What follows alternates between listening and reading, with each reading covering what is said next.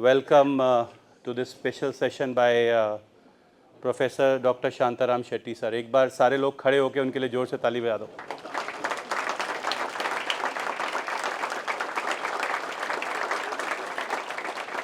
I think हमारी बात नहीं हुई. जोर से मतलब जोर से.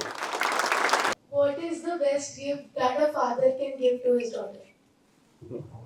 How many daughters he has? 3. I'll repeat the question. What is the best gift a father can give to his daughter? This question tricked Dr. Kohli mind you 2 years back, so be careful, sir. Daughters are always a gift of God. Not that I have 3 daughters, but daughter is a daughter and son is a son. But there is a lot of difference between a daughter and best advice a parent can give or a father can give to the daughter is how to love, how to be compassionate, and be a good citizen of this great country. That is the best way a father can educate a child, especially a daughter. Because daughters, when I joined the medical school in my 100 batch, there were only 5 girls. And even now I remember all their names. Not But today in our medical school, there are 64 girls to the 36 boys. That is the proportionate result. That shows daughters, the mothers, sisters make a difference in our life. And we owe our country to all the daughters and the mothers of this country. The best gift that a father can give is a gift to his daughter is respect and love his mother. Her mother, sorry. Esteemed seniors who are pillars not only of orthopedics, of pillars of education in particular in this country. Professor Thuli. Automatically my hand went into that because his name is so important. Professor Bashin, who has made a name as one of the foremost arthroscopic surgeons of this country and a great teacher. And it's a pleasure to see him all. He is known not only for his mustache, but as a very eminent orthopedic surgeon, a great teacher of repute, who headed the Department of Orthopedics in Maulana Azad Medical College, Dr. Anil. Dr. Kakkad, I met him after 50 years, and it was a pleasure to meet him because we were together in Maulana Azad 50 years. He was in the Department of Surgery, and we were in Department of Orthopedics, which had just bloomed. My good friend, Dr. Sudhir, we call him Kumar and Sudhir both because he is both Sudhir and Kumar. And all of you know him, a man of great integrity, and he is a builder and a dreamer. About dreamer, all of us are dreamers in life. But of all of us, when we get down in the morning, we realize after all it was a dream and we forget about it. But here is a dreamer, and here is a dreamer, Dr. Apurva, who are daydreamers, who do not sleep until their dreams are realized in the night. That is the dreams all of us should have. The daydreamers who cannot sleep in the night unless the dreams are realized. And that is Dr. Sudhir. Mamaji, Appaji, great mother of Dr. Apu, Neeruji, Madam Apurji, Tarun, Randa daughter, all the family members if I have missed anybody, and the great staff, the lady radiologist who is teaching you.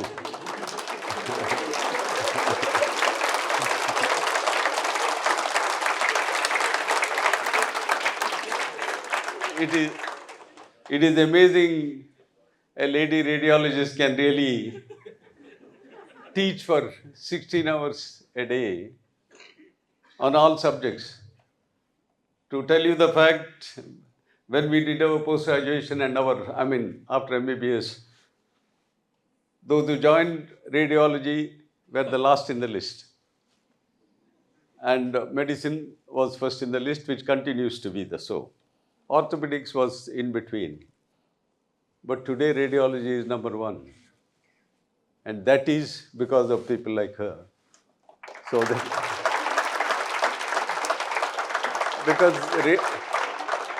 radiology and pathology are two subjects which are the master subjects for any knowledge.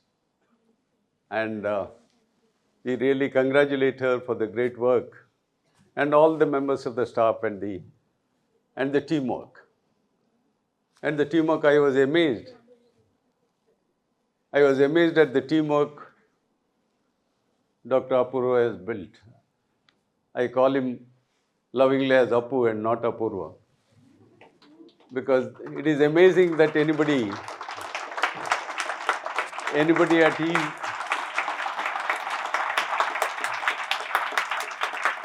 See, it is clapping is automatic. You don't ask for it. Automatically it comes.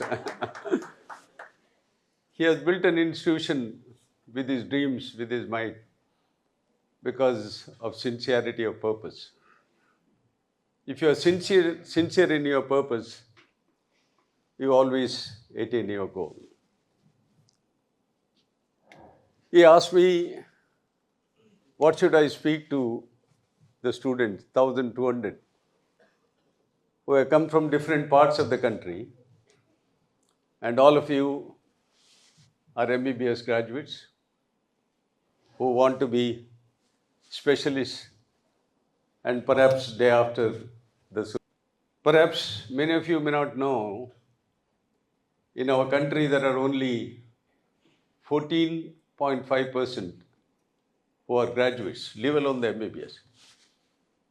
And only 4% of our population are super graduates, masters, and only 0.5% are super specialists or PhD holders. There are only allopathic doctors, there are only 13,800 doctors as on register today, and you are one of them. So it is a God-given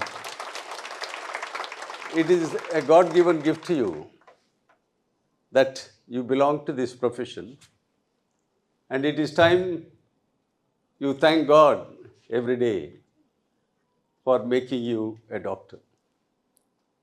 It's a profession which is unparalleled, because whatever money an IT man make or a businessman make,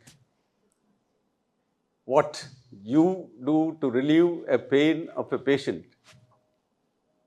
is of utmost satisfaction. Congratulations to you.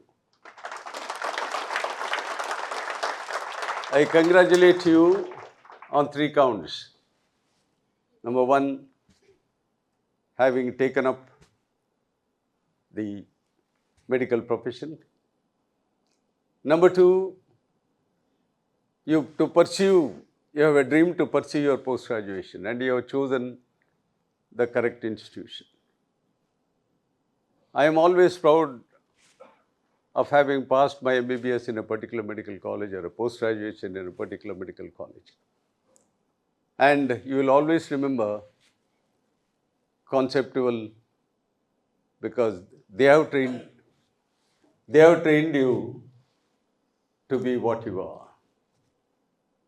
So congratulations, you have chosen. It is always important you choose the right institution, right step taken. Always remember, a journey of 1,000 miles depends on the first bold step taken. If you do not take the first bold step, you will always failures. And failures, I talked about failures. Failures are a stepping stone for success. You remember Thomas Alva Edison failed 36 times to light that electric lamp. And an inquisitive professor like Vasan asked him, how is that? 1036 times you failed and still you pursued. He told him, I taught the people how not to light a lamp 1036 times. And 37 times I told the world how to light a lamp. And that is the success of failure. Even Edmund Hillary in 1957, when he, with Sharpa, he went to the Himalayas and he was in the final stage. I do not know how many of you really know the steps of Himalayan. There are 14 steps to climb the Mount Everest. On the 13th, he was to go to the 14th and the weather changed and he could not make it. He had to come back. But he turned back and said, Mount Everest, don't be proud. I will come back to you next year and I will conquer you. He did that in 1958. So failures are natural in your life. Don't be. What is special about conceptual is number one, the teamwork. Apu was mentioning just now about cricket team and how Pakistan or any other team which we are going to beat. He is the captain and all the revered teachers are captains. But remember, captain is only a captain who guides. If the wicketkeeper doesn't stump in time, we lose the game. If the slip fielder doesn't catch the ball, we lose the game.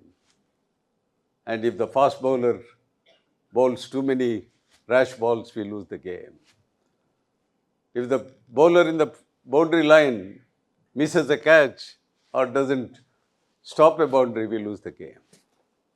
And conceptual is a team which has shown we are a perfect cricket team which Rohit led or recently Harpreet Kaur led to win the World Cup. That is the teamwork. I congratulate Conceptual for the great teamwork which you have undertaken. Many institutions have failed because a single individual feels that I can do it. An individual cannot do anything. It is only his individuality. But it is a team which makes a difference. Well, I was praised to the skies. I wanted to speak a little longer time, but when the heart is really full, it is rather difficult. We teachers are usually used to 45 minutes classes, and I know it is time bound, but all the same, what is the advice he asked? Apu asked me, what should I speak? He said, advise them, sir, how to really get through the examination. Getting through the examination is not very important. Knowledge, attaining knowledge is important. Asatoma sadgamaya tamasoma jyotirgamaya natyumna amritangamaya. What we lighted the lamp? Knowledge is power. Knowledge is everything in life. And don't really get into the books and by heart. What you attain is knowledge. Is Professor Tuli's book had the great distinction of it is one will be my memorable moments in my life. I have read his book as a student, as a practitioner. It was a Bible for us in tuberculosis. The mid-path regime which we envisaged, and how we really, every edition, he modified the books. Many of us write books and we forget about it.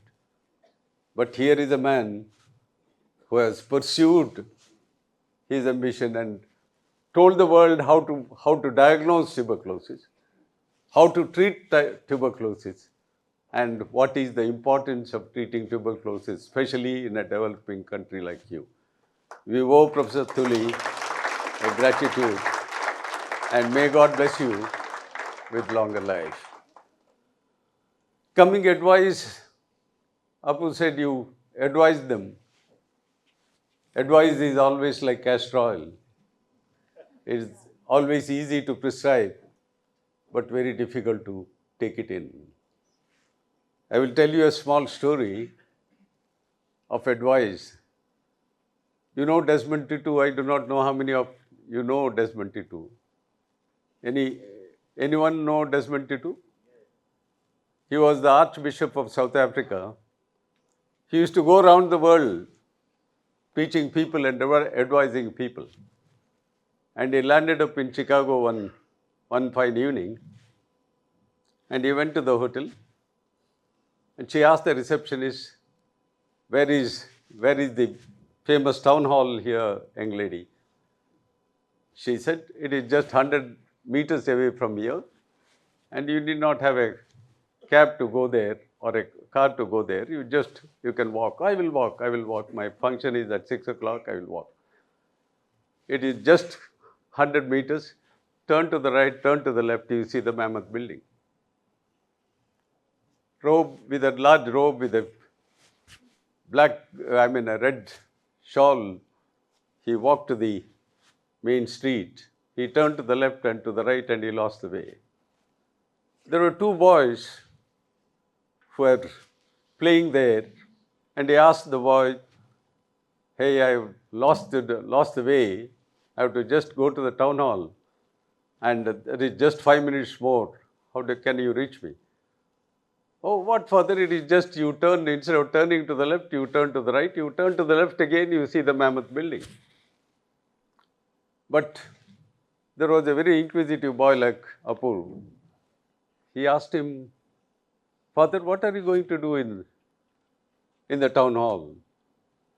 You can also come along, my boy. I am going to preach to the people of Chicago the way to heaven. Way to heaven. That little boy, just like Apu, he said, don't be kidding, Father. You do not know the way to the town hall, and you are going to preach us about going to. So I am in the same predicament with galaxy of teachers here who are teaching you, with all the people, with the instructors. I have very little to advise you. All the same, work hard. Each one of them are your role models. They have all worked. They have all worked 16 hours a day. 16 hours a day, not 18 hours, it is not possible.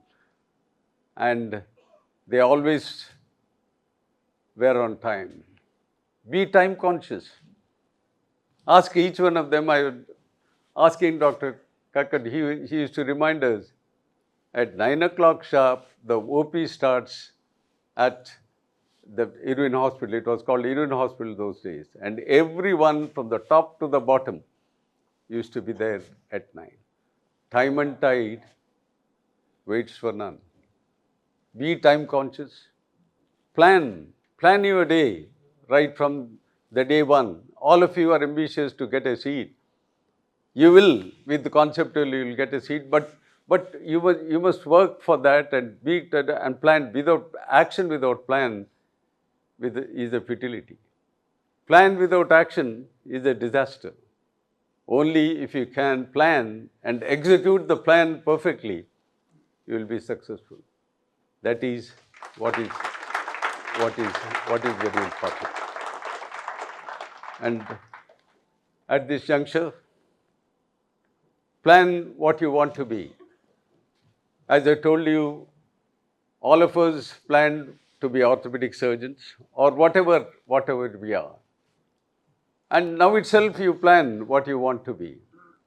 I asked a recent postgraduate why did you join orthopedics? He said, sir, I wanted to do medicine, but I could not get a seat. I joined it. I said, you get back, you again appear and go to medicine. You don't come to orthopedics. Because if your ambition is to be a physician is a way apart from orthopedic surgeon. You know, there are, Rod Smith defined 3 types of people, doctors. One is a physician who knows everything but does nothing. A second group is called surgeons who know nothing but they do everything. The third group, are there any aspirant for psychiatrists here? Third group are called psychiatrists who know nothing and do nothing. and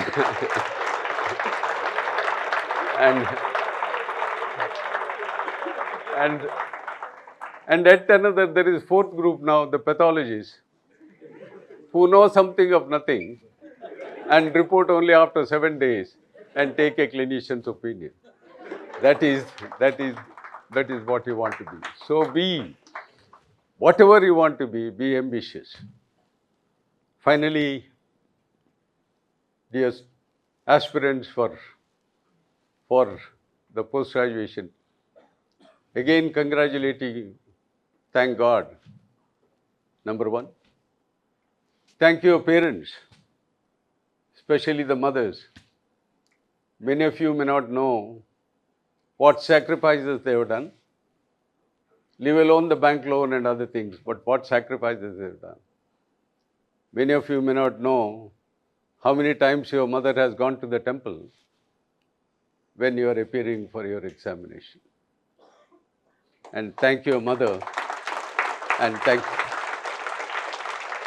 finally, thank the institutions which have passed through, and conceptual, which he has made all the members of the staff, including from his grandparents, we have named the OPD block today as Vidya Jeevan, of the grandparents' name. Vidya is indeed Vidya education, Saraswati. You know, Lakshmi is seated on a lotus which always wabbles in the water. And you will never know what money you have, whether you will have it tomorrow. But Saraswati is always on a stone, rock, and she is always stable. So go after it. So thank the institution. And finally, we are in a country, give back to the society whatever you and me, the minority of the people in this country, owe it to the large community which has made us as doctors. It is our duty to give back to the society what society has given you. Let us not be a small little lamp to wither away at the end of the day, but let us be an illuminating lamp to illuminate the lives of our fellow men. So with this little thought of mine, I again wish, on behalf of all the elders here, wish you all well and come back gloriously in your future exams. And whatever subjects you have chosen, I am sure you will make it. May God bless you all.